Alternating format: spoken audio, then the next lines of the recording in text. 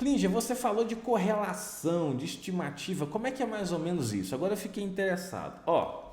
Isso aqui é um assunto que está lá dentro do nosso módulo de mecânica das rochas, tanto no nosso curso online, quanto também dentro da pós-graduação. Se você já quiser conferir mais informações sobre essa pós, pega aí o seu celular, aponta para esse QR Code que tem todas as informações lá iniciais para você conhecer o nosso programa.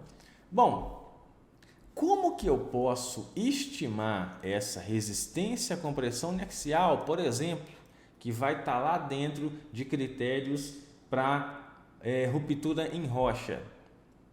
Então, especificamente aqui, na mecânica de rochas, é o seguinte, vou trazer para você algumas correlações que vão envolver o ensaio de point load, que é bem mais simples, bem mais rápido, bem mais barato do que um ensaio convencional de resistência uniaxial. E você está vendo aqui, isso aqui está na minha dissertação de mestrado também, se você quiser procurar, eu trabalhei com correlações para 3 tipos diferentes de ensaio com a resistência uniaxial. Então, se você vai entrar lá no site da UFV, é só colocar Locus UFV e procura por Klinger Senra. Você vai achar TCC, também foi sobre esse tema. Você vai achar uma dissertação de mestrado e tem também a nossa tese de doutorado, que aí é mais específica ainda para análise de estabilidade.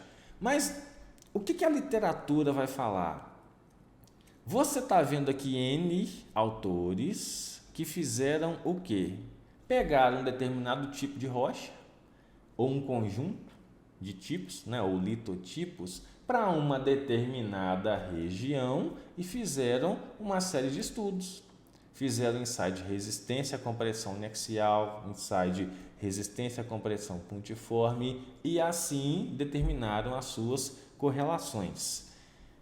E aqui está essas equações de correlação. Por exemplo, esse camarada aqui, na verdade esses, Hassani et al., lá em 1980, no Reino Unido, estudando rochas sedimentares, chegaram à conclusão que existe uma correlação média, tudo isso aqui é termos médios, uma correlação que a resistência à compressão uniaxial da rocha, ela pode ser dada aí da ordem de 29 vezes aquela resistência à compressão pontiforme, lá do meu point load.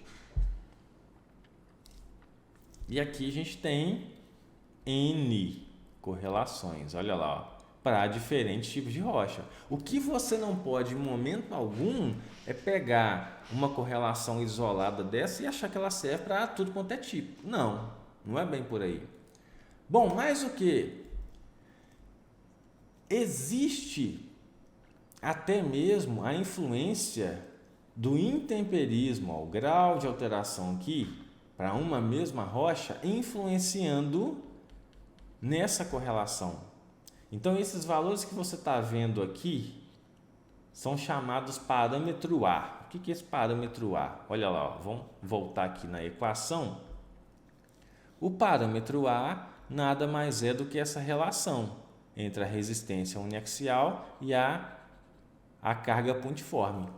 Portanto, esse A é a relação.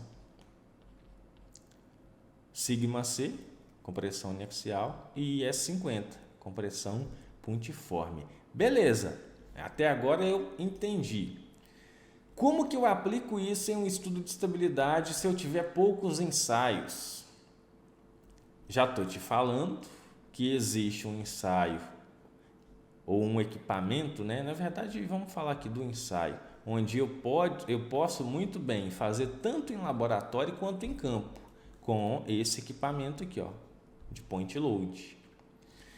Tá, beleza. Então, com isso eu consigo economizar para o cliente. É rocha, consigo fazer o ensaio até mesmo no campo.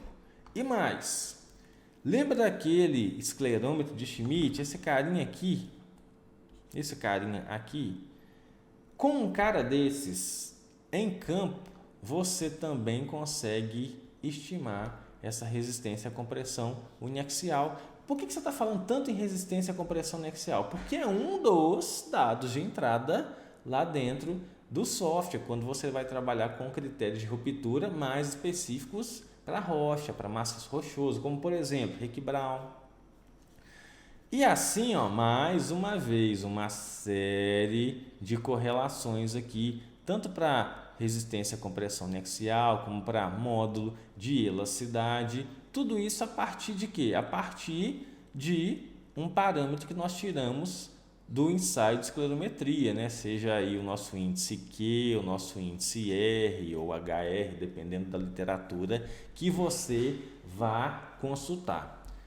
Joia, quem está entendendo o que eu estou falando aqui, deixa um ok no chat para eu saber. Só teve 2 oks aqui até agora, poxa.